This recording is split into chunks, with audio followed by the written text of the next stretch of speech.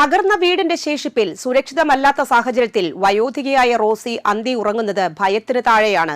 PMAY പദ്ധതിയിൽ ഉൾപ്പെട്ടിട്ടും സുരക്ഷിതമായൊരു വീട് ഇവർക്ക് സ്വപ്നമായി അവശേഷിക്കുന്നു.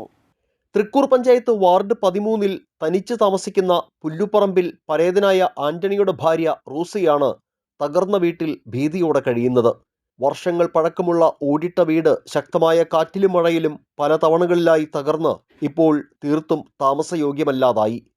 മാസങ്ങൾക്ക് മുൻപ് തൃക്കൂർ പഞ്ചായത്ത് അധികൃതർ ഈ വീട് താമസയോഗ്യമല്ലെന്ന് ചൂണ്ടിക്കാട്ടി ഇവിടെ നിന്ന് മാറി താമസിക്കാൻ ഇവർക്ക് നോട്ടീസ് നൽകിയിരുന്നു. നേരത്തെ പഞ്ചായത്തിലെ PMAY ഭവന നിർമ്മാണ പദ്ധതിയുടെ ഉപഭോക്തൃ ലിസ്റ്റിൽ 58 ക്രമനമ്പറായി റോസി ഉൾപ്പെട്ടിരുന്നതാണ്.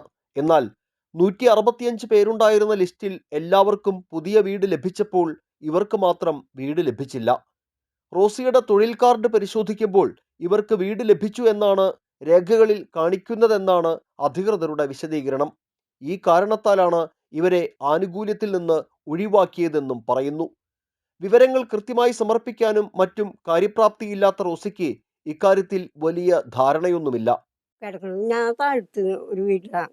ഇവിടെ ഞാൻ പറഞ്ഞു ഇപ്പൊ ഇവിടെ കിടക്കുന്നുണ്ട്. ഇപ്പൊ എന്താ ചെക്കൻ കൂട്ടാക്കില്ല, അമ്മ ഇവിടെ കിടക്കണ്ട, എന്തെങ്കിലും അങ്ങ് ഒരു പറ്റുകളി തിരിഞ്ഞു നോക്കാം, അങ്ങനെ ചെയ്യുന്നു.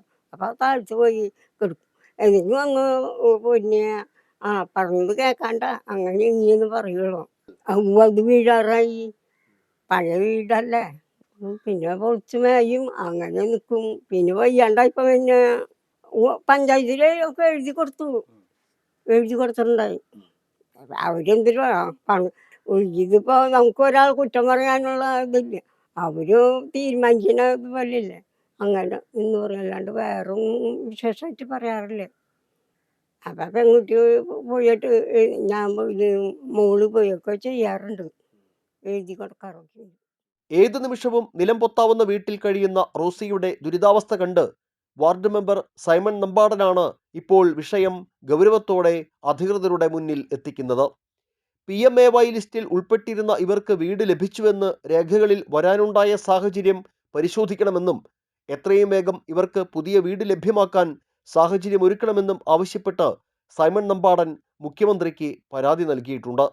വിഷയം പരിശോധിച്ച് റിപ്പോർട്ട് സമർപ്പിക്കാൻ മുഖ്യമന്ത്രിയുടെ ഓഫീസിൽ നിന്നും ജില്ലാ കളക്ടർക്ക് നിർദ്ദേശം നൽകിയതായും സൈമൺ നമ്പാടൻ പറഞ്ഞു. നമ്മുടെ തൃക്കൂർ ഗ്രാമപഞ്ചായത്തിലെ 13-ാം വാർഡിലെ സ്ഥിരതാമസക്കാരിയാണ് റോസി ആന്റണി, പുല്ലുപറമ്പിൽ ഹൗസ്, PA കല്ലൂർ എന്നവർ. 13-ാം വാർഡിൽ മുസ്ലിം പള്ളി ദേശത്ത് സ്ഥിരതാമസക്കാരാണ്. ഇവർക്ക് പുതിയ വീടിനുള്ള അപേക്ഷ കഴിഞ്ഞ PMAY ലിസ്റ്റിൽ ആകെ 165 പേരാണ് ഉണ്ടായത്. അതിൽ 58ാമത്തെ പേരായിട്ട് ഇവരുടെ പേരുണ്ടായിരുന്നു. എന്നാൽ തന്നെ ആ 165 പേരിൽ ഇവർക്കൊഴികെ എല്ലാവർക്കും വീട് കിട്ടി എന്നാണ് ഞാൻ മനസ്സിലാക്കുന്നത്. അപ്പോൾ ഇതിനെ തുടർന്ന് 58ാമത്തെ പേരായിരുന്നു ഇവർക്ക് മാത്രം വീട് ലഭിച്ചിട്ടില്ല. കാരണമായി അധികാരികൾ പറയുന്നത് ഇവരുടെ തൊഴിൽ കാർഡ് പരിശോധിക്കുമ്പോൾ ഇവർക്ക് വീട് ലഭിച്ചു എന്നാണ് കാണിക്കുന്നത്. ഇതുകൊണ്ടാണ് ഇവർക്ക് വീട് ലഭിക്കാത്ത എന്നൊരു കാരണമായി നമുക്ക് അധികാരികൾ പലരും നമ്മളോട് സംസാരിക്കുന്നത്.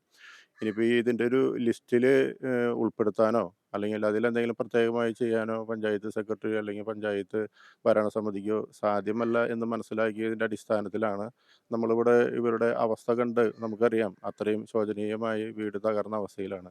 അപ്പോൾ അവർക്ക് ആ പഴയ 58ാമത്തെ നമ്പറിൽ തന്നെ നിലനിർത്തിക്കൊണ്ട് അവർക്ക് ആ ഒരു ആനുകൂല്യം ലഭിക്കുന്നതിന് വേണ്ടിയിട്ടാണ് ഞാൻ നേരെ നമ്മുടെ സംസ്ഥാന മുഖ്യമന്ത്രിക്ക് പരാതി നൽകിയത്. നാട്ടുകാരുടെ നിർബന്ധത്തെ തുടർന്ന് രാത്രി അന്തി ഉറങ്ങാൻ സമീപത്തെ ബന്ധുവീട്ടിലേക്ക് പോകുന്ന റോസി പകൽ മുഴുവൻ ഏതു നിമിഷവും നിലം പൊത്താവുന്ന ഈ വീട്ടിൽ തന്നെയാണ് തലയ്ക്ക് മുകളിലെ അപകടം അവഗണിച്ച് പ്രതീക്ഷയോടെ കഴിയുന്നത്. ഇതൊരു വീടാണ്, അല്ലെങ്കിൽ വീടായിരുന്നു. മാസങ്ങൾക്ക് മുൻപേ ഈ വീട് വാസയോഗ്യമല്ലെന്നും ഇതിൽ താമസിക്കരുതെന്നും കാണിച്ച് തൃക്കൂർ പഞ്ചായത്ത് നോട്ടീസ് നൽകിയ ഈ വീട്ടിൽ തന്നെയാണ് ഇപ്പോഴും പുല്ലുപറമ്പിൽ റോസി ആന്റണി എന്ന വയോധിക ഒറ്റയ്ക്ക് താമസിക്കുന്നത്. തീർത്തും ഭയാനകമായ ഭീതി നിറയ്ക്കുന്ന രീതിയിലാണ് ഈ വീടിനകം നമ്മൾ കയറി പരിശോധിക്കുമ്പോൾ നമുക്ക് കാണാൻ കഴിയുക. നേരത്തെ PMAY ലിസ്റ്റിൽ ഇവർ ഉൾപ്പെട്ടിരുന്നുവെങ്കിലും ഇവർക്ക് വീട് ലഭിച്ചു എന്നാണ് രേഖകളിൽ കാണിക്കുന്നത് എന്നാണ് അധികൃതർ പറയുന്നത്. എങ്കിൽ അവർക്ക് ലഭിച്ച ആ വീട് എവിടെ എന്ന ചോദ്യം അവശേഷിക്കുകയാണ്.